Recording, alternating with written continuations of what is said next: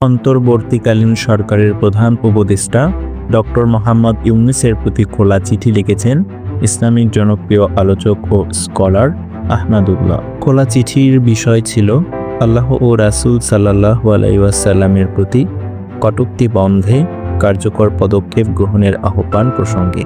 এই চিঠিতে আহমদুল্লাহ ডক্টর মোহাম্মদ ইউনূসের প্রতি দৃষ্টি আকর্ষণ করে বলেন, কিছু ব্যক্তি ও গোষ্ঠী পরিকল্পিতভাবে ইসলাম ধর্ম, মহান আল্লাহ ও তার প্রেরিত রাসূল সাল্লাল্লাহু আলাইহি ওয়াসাল্লামের প্রতি কটূক্তি ও অবমাননাকর মন্তব্য করে চলেছে।